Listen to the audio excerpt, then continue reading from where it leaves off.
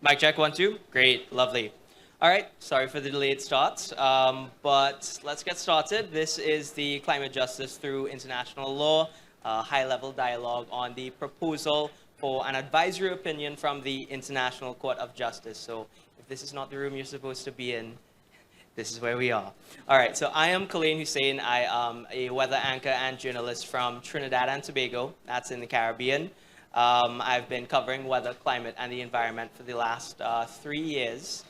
So fairly new to the field, and this is also my first COP. So let's just jump right into this because we're also pressed for time. So I'm delighted this afternoon to welcome you to this high-level panel of distinguished guests and speakers this afternoon. And we are here to discuss an initiative led by the government of Vanuatu to request an advisory opinion from the International Court of Justice on how existing international laws can be applied to strengthen action on climate change. Now, the aim of this initiative is to strengthen and accelerate states' implementation of the Paris Agreement, build global resilience to climate change impacts, and advance action to ensure intergenerational equity. Now, should the UN General Assembly agree to this resolution, the court's opinion is expected to have far-reaching implications for climate change litigation and international disputes on climate harm. So to discuss all of this, we have quite a panel, so I'm pleased to introduce them, starting off with His Excellency Nikenike Vurobaravu, the President of Vanuatu. Welcome, sir.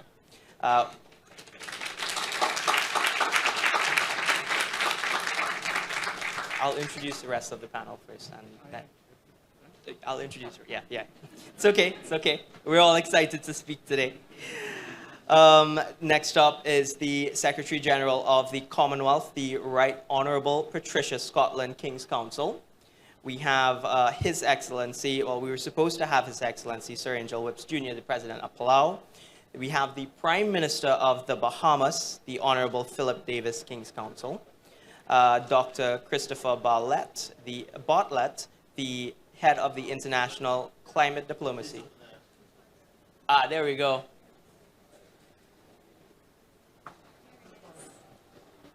Hi, come on in. Right here. So let's welcome His Excellency Sir Angel Whipps Jr., the President of Palau. We also have Dr. Christopher Bartlett, the head of the International Climate Diplomacy in the government of Vanuatu. And last but certainly not least, Elizabeth Wathuti, the Kenyan environment and climate activist and the founder of the Green Generation Initiative. Some of you may have remembered her from COP26 when she delivered such a great speech. So let's jump right into this right away. I'd like to call on the President of Vanuatu, His Excellency Nikenike Vurobaravu, to tell us more about this new development. Your Excellency, why is this a critical initiative for Vanuatu? What is this all about?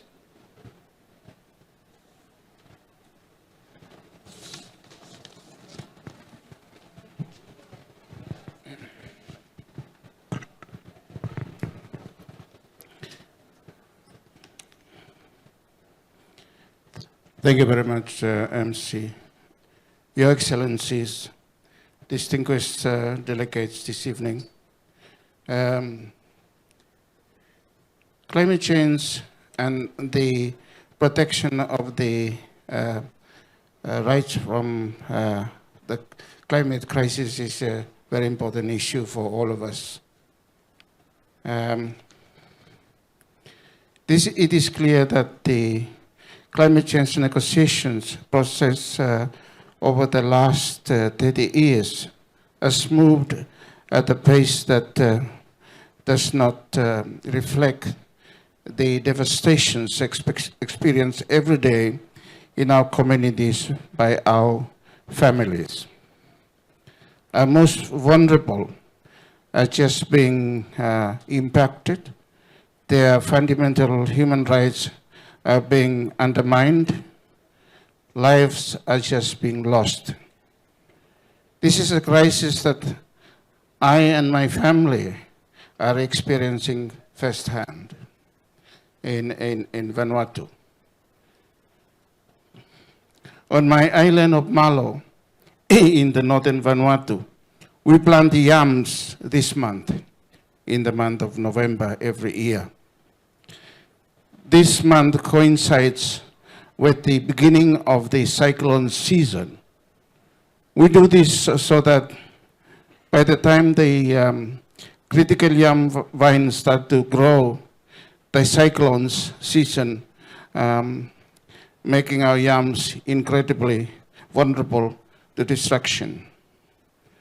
When my island faced a direct hit by a Category 5 cyclone, Harold, just a few years ago, we lost the entire crop of our staple food. It is not acceptable that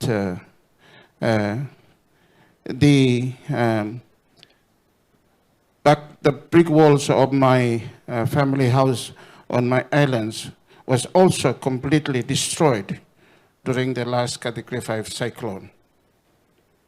Humanitarian and aid did not cover this devastation, nor do we have insurance products available in remote islands like Vanuatu.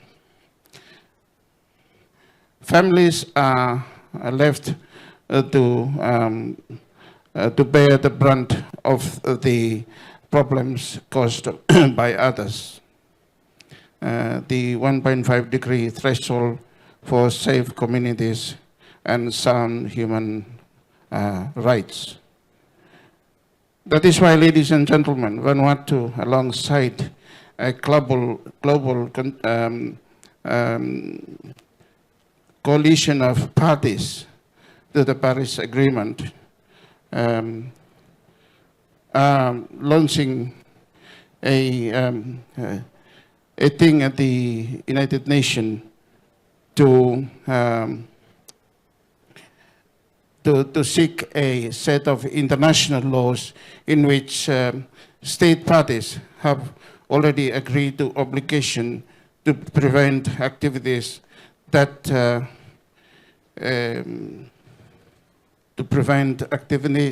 cause significant harm. However, what is lacking is clarifications how these existing treaties and obligations can be applied to motivate climate action, and in an initiative spearheaded by Vanuatu seeking an advisory opinion from the International Court of Justice. I wish to particularly in this regard, I wish to acknowledge particularly Palau for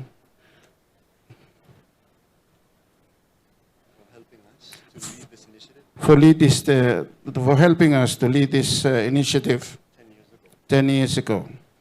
We are going to take this case all the way. And we seek the support of all nations. We will raise ambitious NDCs. And we will protect human rights of all people. We will protect the human rights of all people. And let me thank you all for your support.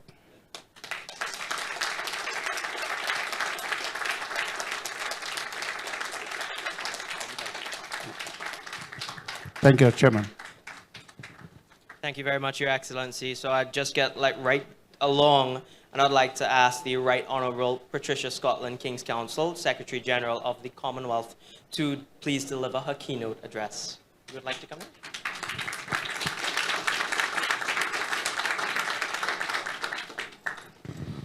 in? Your Excellencies, I'd like to start by saying, dear friends, and what an extraordinary array we have in front of us. His Excellency, the President of Palau, who I last saw in Fiji. Wonderful to see you. My dear and close friend, the Prime Minister of Bahamas. The wonderful speech we've just had from His Excellency, the President of Vanuatu. then the youth represented so wonderfully by Kenya, and then we have the scientific good sense that comes on the panel.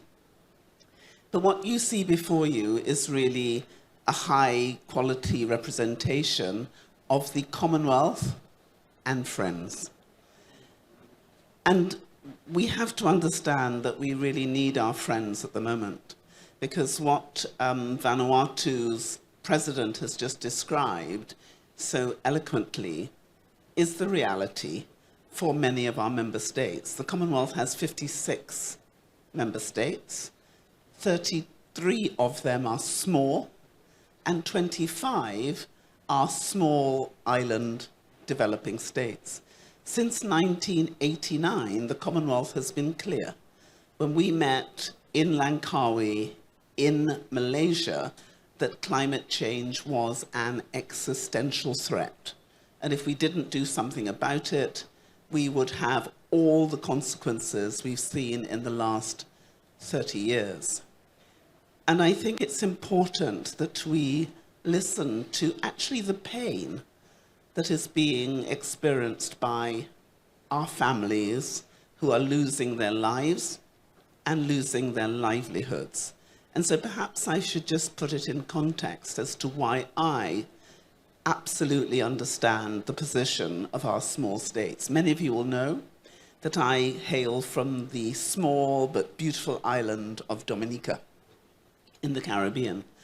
Dominica was hit first by Tropical Storm Erica in 2015, losing 95% of our GDP.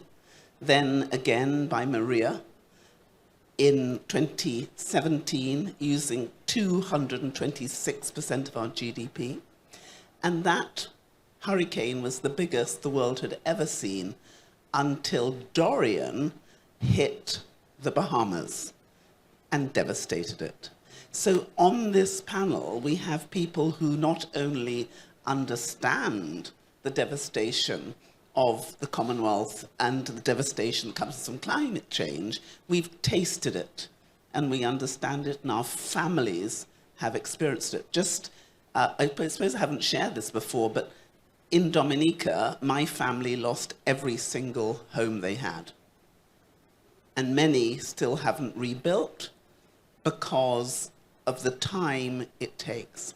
So this issue is critically important from our world. And if you look at what's happened to Pakistan, Pakistan has 33 million people displaced.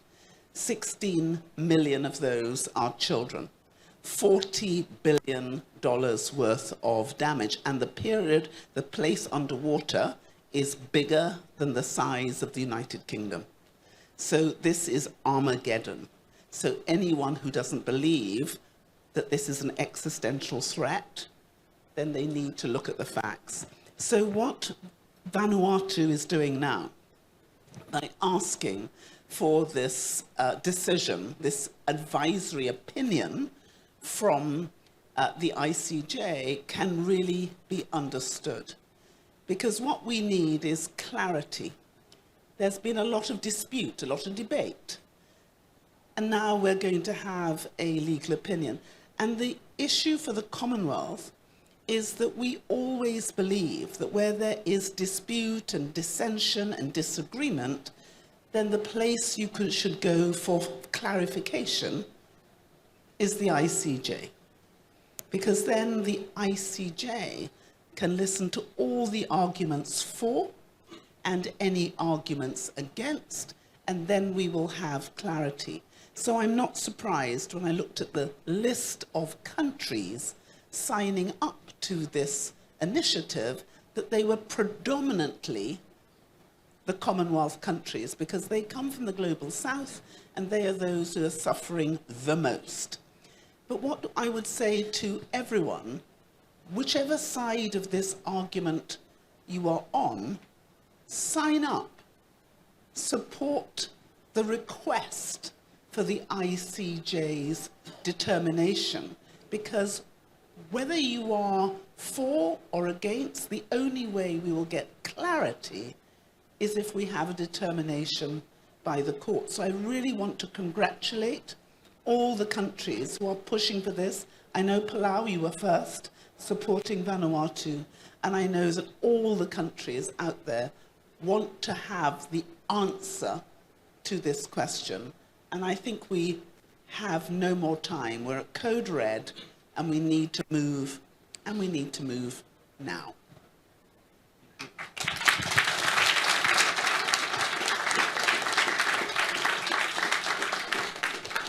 Thank you very much, Madam Secretary General. And moving right along to His Excellency Sir Angel Whipps Jr. on why this initiative to seek an advisory opinion from the International Court of Justice is important to Palau and other small island states.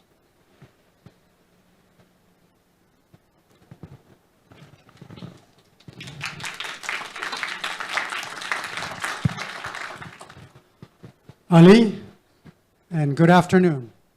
Excellencies, distinguished delegates, ladies and gentlemen.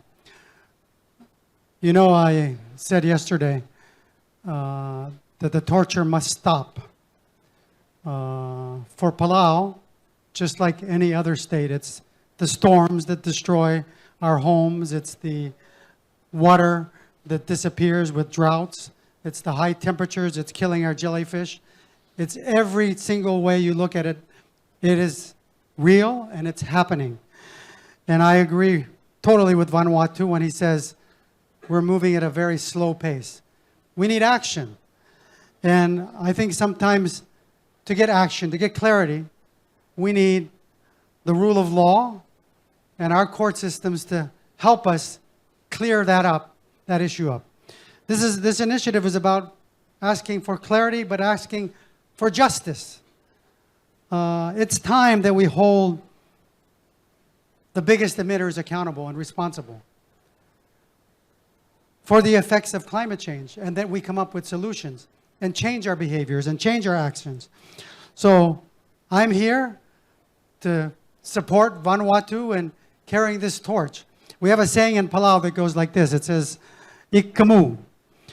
And this saying goes when the canoe builders go to the forest and cut down the tree.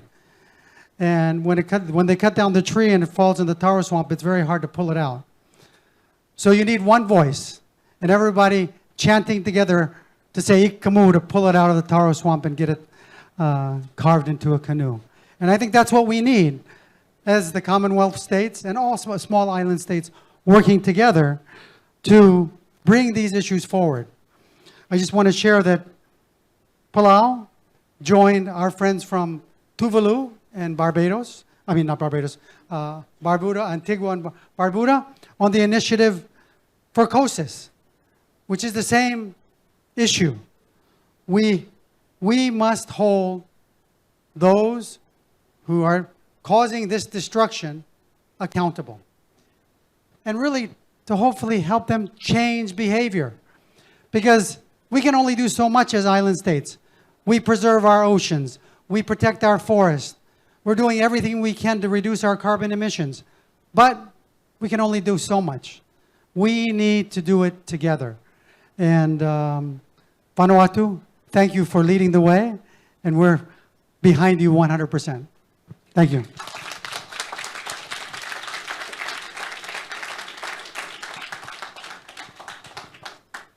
Alrighty, so we'll move now to the scientists on the panel. Dr. Bartlett, where is Vanuatu in this whole process, and can you explain to us what happens next? Thank you very much. So just to give you an update on where we are, today is actually a very exciting day because today is the day where the resolution that will be put before the UN General Assembly is finalized in New York. Vanuatu has assembled a coalition of 18 nations who have been drafting this resolution for more than a year.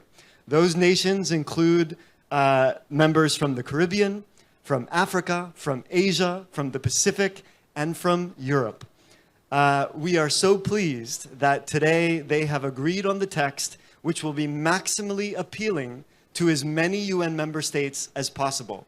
And the question in summary, and you'll all be able to read the actual question in the next few days when it becomes public, but in summary is what are the legal obligations of states to prevent significant harm to the climate system and communities under international law. And the international laws that we're looking at very specifically would be things like the 2 covenants on rights, the law of the sea, the rights, the Convention of the Rights of the Child, CEDAW, the Bill of Rights of Women, the Charter of the United Nations itself, as well as principles under international law, such as the principle of due diligence and the principle to prevent harm to the marine environment. And we're asking the court to review the obligations and how they could be applied to addressing what we've heard is a devastating climate crisis. We're not expecting that this would automatically lead to anything like compensation or reparations. That is absolutely not the intention of this initiative.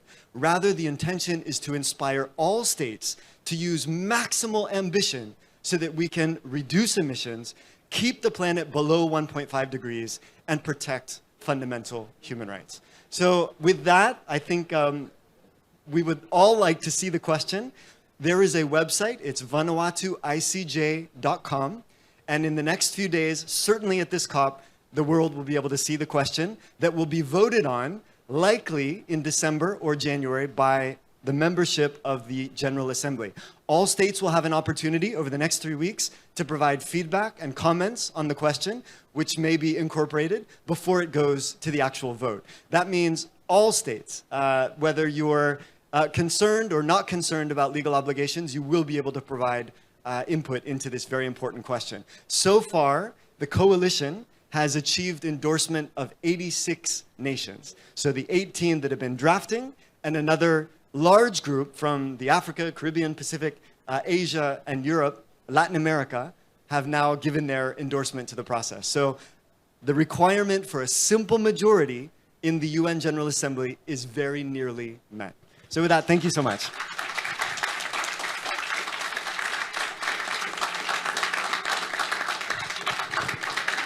Alrighty, looking forward to see what that question is. So now we're moving on to Prime Minister Davis. What would this opinion from the ICJ mean for your nation and the implementation of the Paris Agreement? Thank you very much.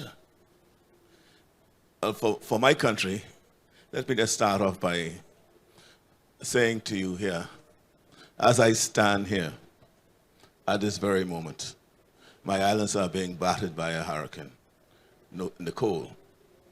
My capital city of Nassau is being assaulted by seas above 20 feet, and it's taking a battering right now. Flooding has been extreme on the mainland, and the irony is that this hurricane is taking the same track as Dorian that we had three years ago. So I'm here wondering what's happening at home. The damage and loss that will be occasioned by this will have to be borne by my country, by us, from our resources. And how am I going to fund the recovery and reconstruction as a result? I'm going to have to go to international agencies, to lending institutions, and guess what? Borrow more to be heaped on my already overburdened debt, all because of the consequence of climate change. So where are we? We've been talking for years as to who ought to be responsible for these consequences. Loss and damage, though I've always argued, was part of the concept of mitigation and adaptation, because at the end of the day, it all has to do with avoiding loss, maintaining damage. At the end of the day, when we take it from there, the next question is liability. Who then pays for it? Who then is made to account for and compensate for the loss and damage? Sadly, after 30 years of talking, what do we have? We have it on the agenda, but they exclude the question of liability.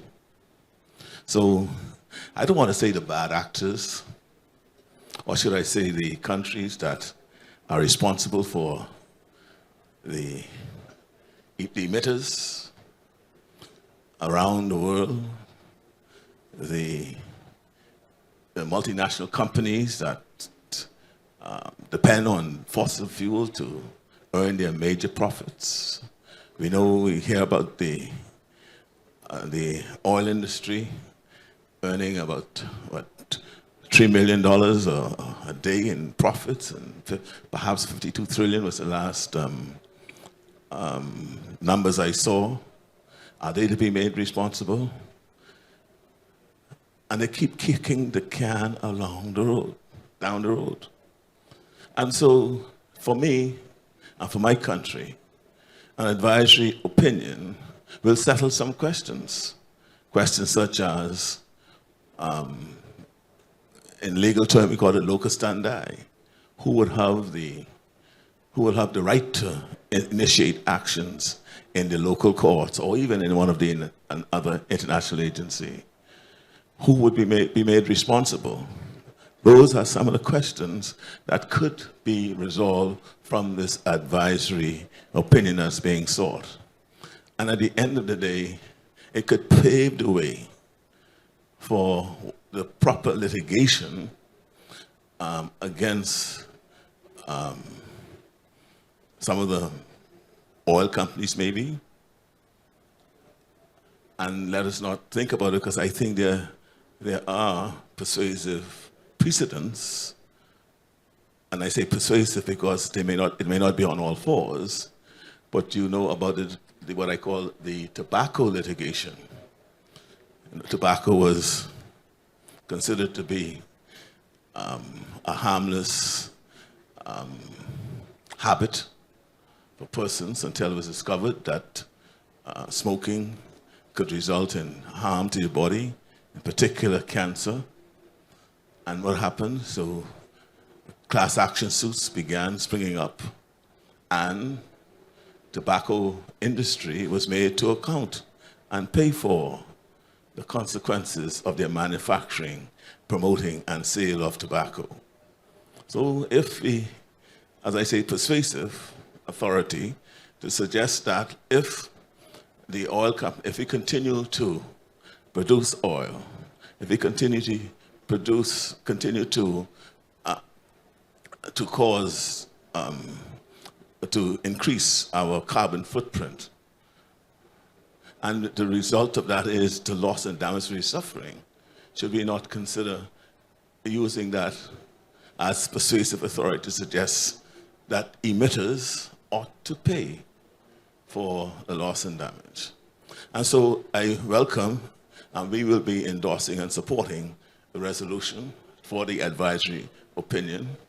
We're also considering how we can, from even whilst this opinion is being done, how we could commence and institute litigation against one or two of the oil companies, and to see where it leads us. And see where it leads us.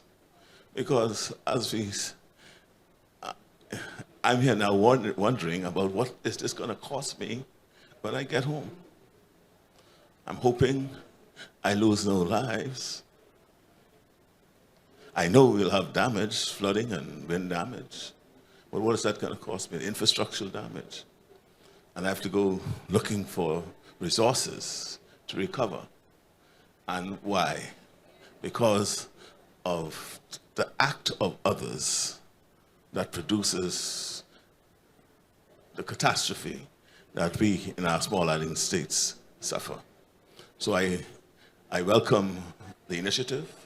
We must continue to look at how we, as small island states, could protect ourselves and find alternative means of financing our damage and loss until we get to where we need to be, ensuring that we're talking about compensation and reparations.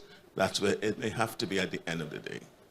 Because most of your debt today, I'm certain you could relate, you can tie to having to borrow funds to reconstruct, to bring back your country and economy to normalcy. If you profiling my debt, you heard about the Hurricane Dorian. It cost us in loss and damage $3.4 billion. You heard what happened in Dominica. It wiped out their complete GDP. And they have to survive, they have to get back. As I reminded the parties yesterday, if there's no action, first of all, for me, the ambition to maintain 1.5 degrees, to stay alive, that concept is on life support. Whether we'll achieve that is very doubtful now, because, in fact, over the last year, you'll be seeing an increase in the use of fossil fuel and coal. And the excuse, of course, is the geopolitical turmoil that we are now experiencing. And for me, we will be climate refugees. Or the alternative will be, as was said in Hamlet, we'll be condemned to watery graves if nothing is happening or nothing is done in quick time. So I welcome the initiative. We will be endorsing the initiative, and we'll be looking at how we can make those who are responsible accountable and make sure they write the check. Thank you.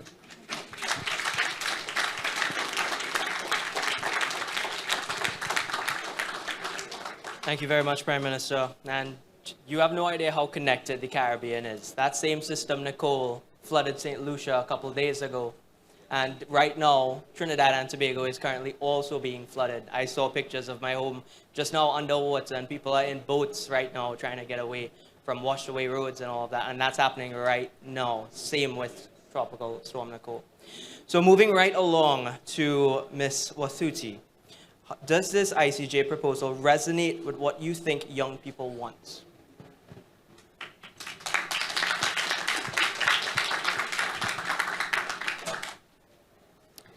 Thank you so much for inviting me to this very important panel with many distinguished leaders.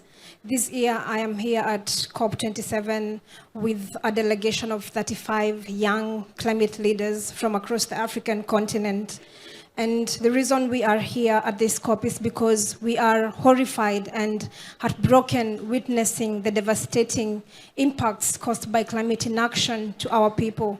And right now, we are facing the worst prolonged drought across the African continent that has seen over 20 million people across the Horn of Africa facing climate-related starvation. And we have also seen what is happening across West and Central Africa, where millions of people are also affected by the ongoing devastating floods. So we are here because we want to do everything within our power to deliver climate justice to our people. And we are also here in solidarity with other frontline communities, including the small island developing states who have been calling for climate justice since before we were born. You have been pioneers for many decades. It was small island states that first raised the issue and called for the need of UN climate convention. And it was also the small island states that first called for action on loss and damage 30 years ago. So I want to acknowledge your role in creating this space for frontline communities, and also this space for the most affected generations, for us to continue advocating for climate justice. More and more, we know that COP is becoming a space where young people are being invited to speak. And our voices are helping advance some of the issues such as loss and damage, which the small island developing states have campaigned for years. But we also know that this is a space where the conversation can be far, far too low, and it's actually terrifyingly slow right now. And we're worried that lives and livelihoods that are at stake with this crisis will continue to be devastated if urgent action is not taken, if honesty and responsibility in some of these forums is not taken. So we are doing everything we can to sound the alarm, but the leaders here seem unable to hear us. But we will not give up, and we will do whatever it takes within our power and within our capacity until they hear us. And as young people, we will keep taking to the streets. We will keep doing everything that we can to make sure that the leaders hear us. And with this campaign, small island developing states are taking the climate crisis to the International Court of Justice. We will raise our voices in every available space until we have gotten climate justice, because this is the time that climate justice is direly needed, because it's a life or death situation for the most affected people and regions. Thank you so much.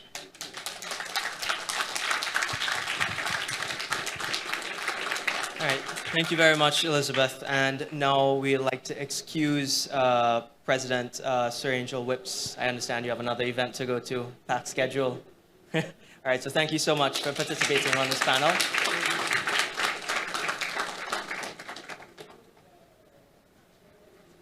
All righty, so now I'd like to open it up for questions for any of the wonderful panelists that we have right now. Raise hands if you have one. We do have this event streamed as well, so any questions coming in online, feel free, it'll be asked. Sure. Thank you very much. My name is Salim Al-Haq. I'm from Bangladesh. I'd like to congratulate the President of Vanuatu and the other heads of countries here for taking this very bold initiative.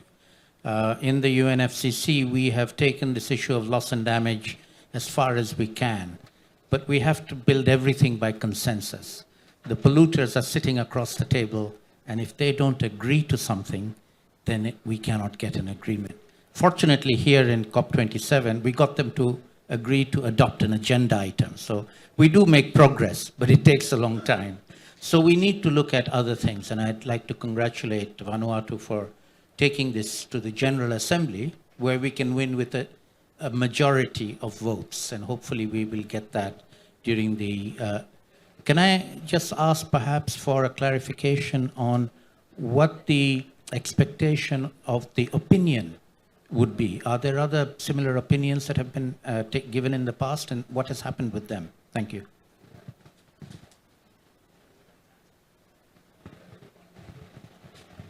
Great. Thank you very much, Salim, for the question. So, as you know, the International Court of Justice will undergo a process whereby every UN member state can come to the court in The Hague and plead their case. They can provide their own evidence and their own testimony, how they see international obligations being applied to climate change.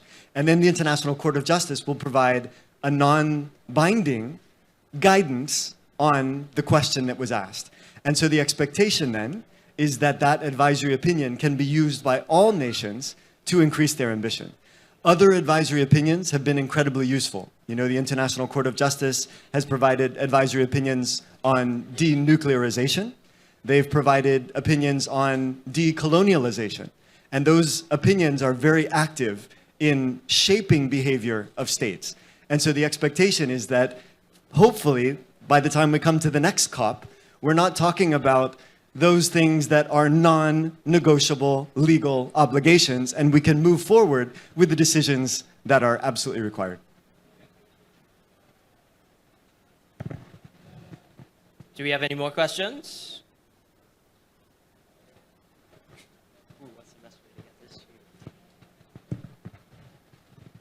Thank you very much, Your Excellencies. Thank you for your powerful words about this legal action for future generations. And thank you, Ms. Watuti, for your equally excellent words on behalf of the youth that you represent. But with your indulgence, I'd like to ask another question of Dr. Bartlett. Dr. Bartlett, it's wonderful to see you again since I last saw you 3 years ago in Vanuatu. I want to focus on the observation you made about nearly simple majority is in support. I fully understand the goal of having maximum ambition and that your aim was to, if I recall correctly, the maximum, make it maximally appealing to all nations. And I understand how difficult it is to reach consensus. So the fact that you were able, that all of you were able to do this in just 1 year is amazing, given how long we've been debating these issues in COPs now, our 27th COP. But would you speak to the decision to go forward at this point as compared, for example, to United Nations Declaration on the Rights of Indigenous People when they waited until they had overwhelming numbers of support so that the expected opposition of the United States and other countries was basically irrelevant? If you'd shed some light on that decision, we'd appreciate it. Thank you. Thanks very much. Very quickly, the level of support has been incredible. And I have to again thank our partners from the developed world, the global north, who've actually contributed to the drafting of the question. And they brought incredible legal insight, not only about the court itself and how they would respond, but also about the way to phrase the question that wouldn't put off the historical emitters. Because it's really about human rights, which all nations have agreed is a principal obligation. And so I think that's the difference, is that it is about protecting people and communities, which all of us agree to do. In terms of the support, we now expect that we will have that simple majority, and it won't be just from the developed world. The developing world. We're expecting absolutely Europe to be very strongly supportive. In fact, last week, there was an EU ACP meeting in Mozambique, and all 27 member states of the European Union voted in support of a resolution at that assembly to go ahead with this resolution. So we're really starting to see now this become global and not just from small island states or the developing world.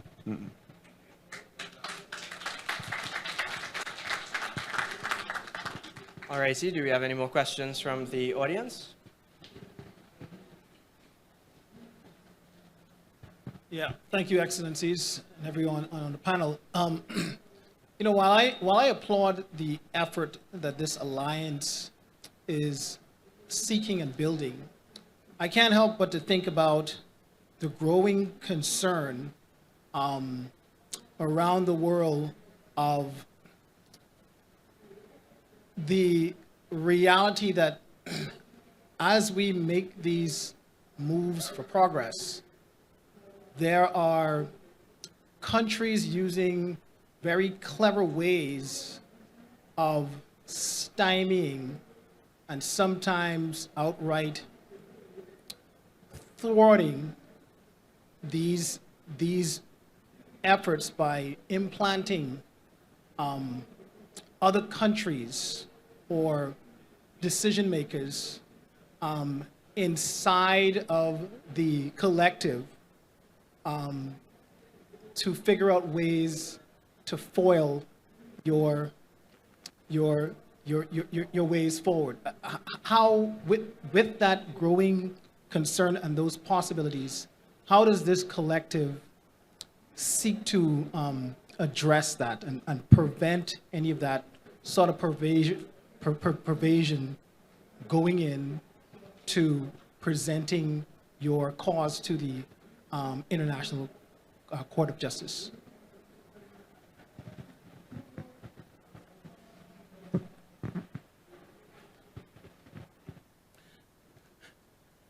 I think history has shown to date that we are where we are today because we were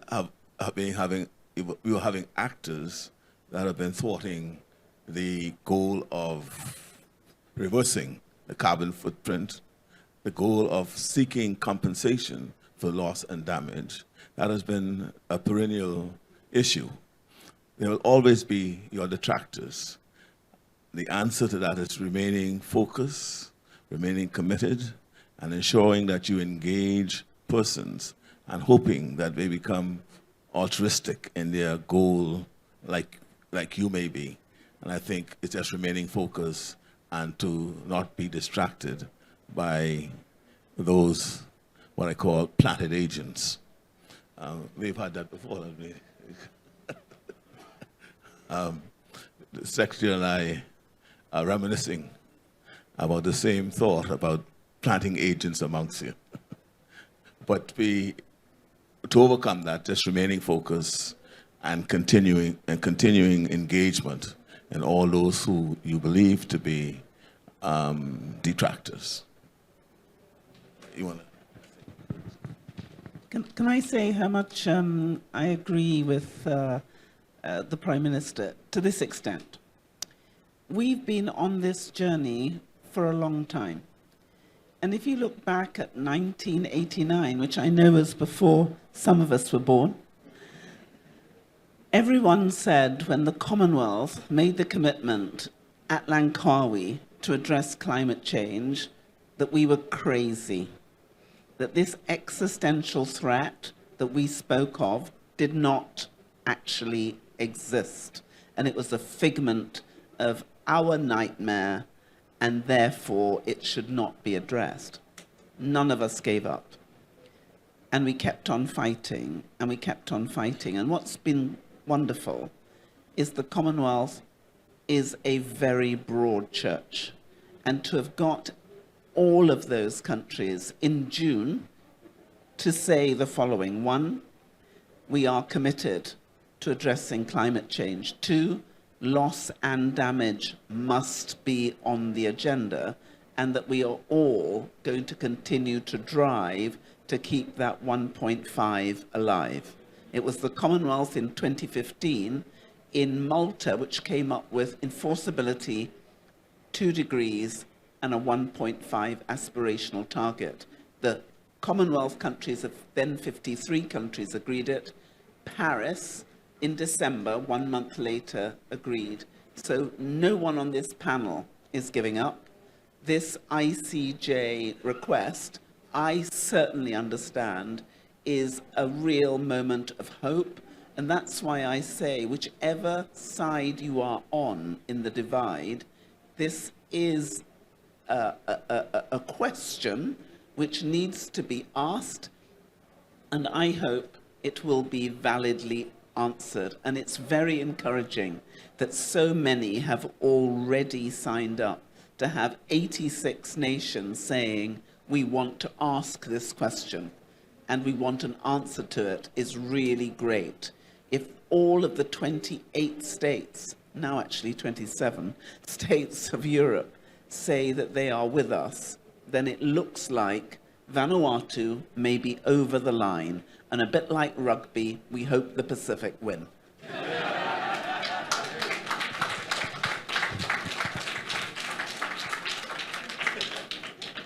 All righty, we have time for one more question. Do we have any more from the audience? Thank you, Your Excellencies, for coming and sharing your thoughts and your experiences. I come from South Asia, from India, and South Asia also experiences a lot of effects of climate change. So I was just wondering, what sort of support have you received from nations in South Asia? Or what kind of support do you expect from there? And if you're in a position to share that with us.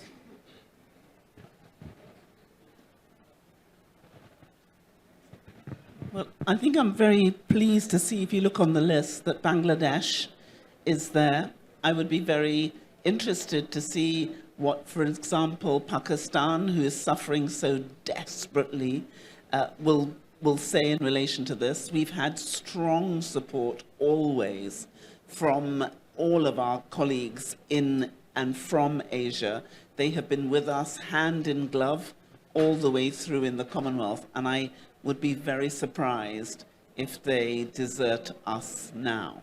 But I speak very much as the Secretary General of the Commonwealth, and you'll notice that I said that we need all of those, on whichever side of the argument they happen to be able to come forward, give their evidence, have their say, so we get the question right, and then we can all be content with the answer. We're about the rule of law.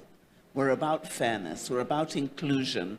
And we're about listening and working together to make sure we stay alive. Because I think we need to be really clear.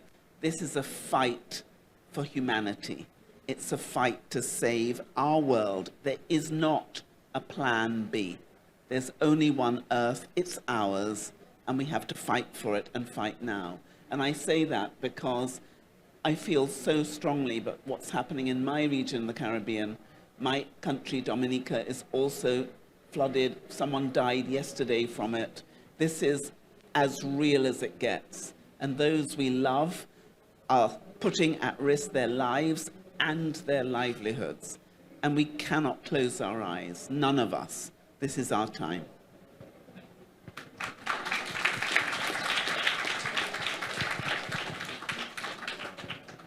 All right, thank you very much, audience, for all of your questions. And, we've heard the panelists speak. We've heard that the impacts are unfolding right now. 3 of our countries have been impacted within the last 24 hours. 2 of them are happening right now. This is not a matter of climate impacts in the future. It's happening now, and we need to take action now. And with that, it's time to close. So the Commonwealth Foundation and Vanuatu's next event will be at the SCG Hub on Friday, the 11th. So that's this Friday at 6 p.m. Egypt time.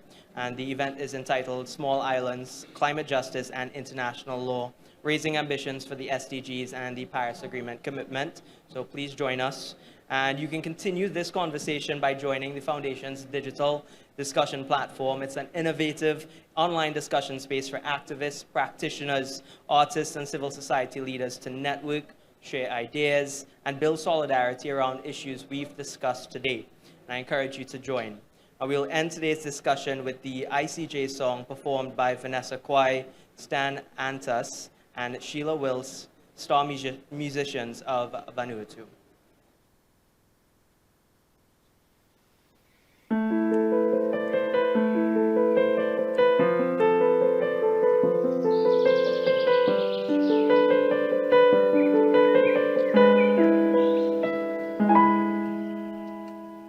What is happening to our world?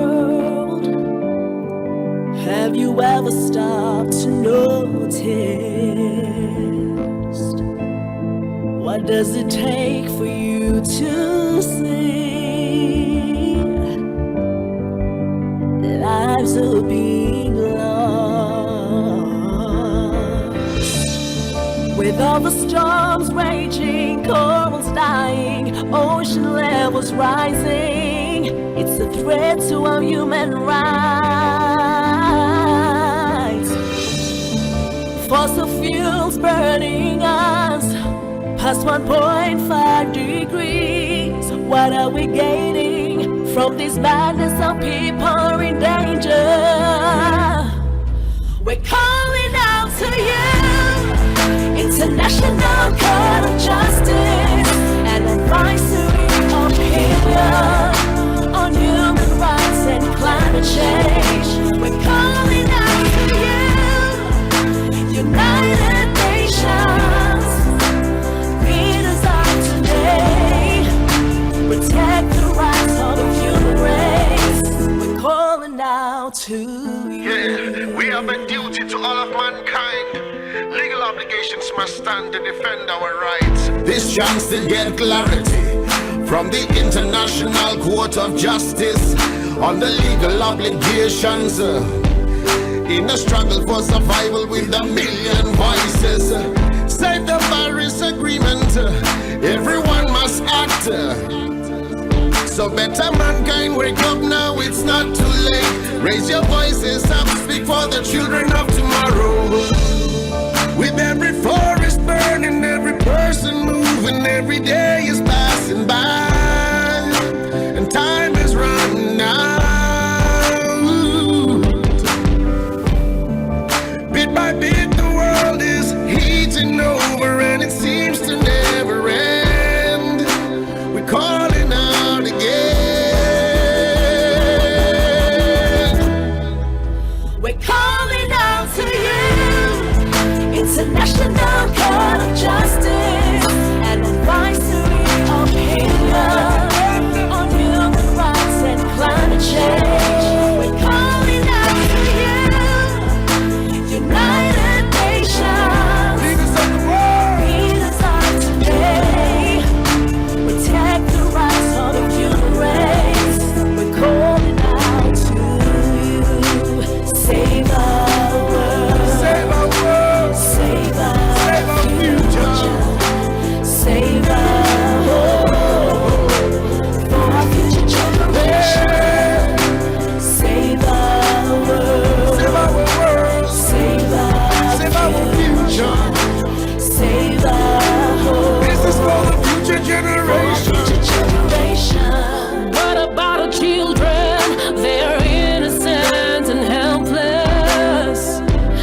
How can we be so blind, putting their lives in danger? The schools are damaged, cyclones hurting. Our healthcare is suffering, but we'll keep on raising our voices. International Court of Justice, advisory on human rights and climate change. We're calling out to you, United Nations. Lead us on today, protect the rights of the human race. We're calling out to you, International Court of Justice, and advisory opinion on human rights and climate change. We're calling out to you, United Nations. Lead us on today, protect the rights of the human race. We're calling out to you.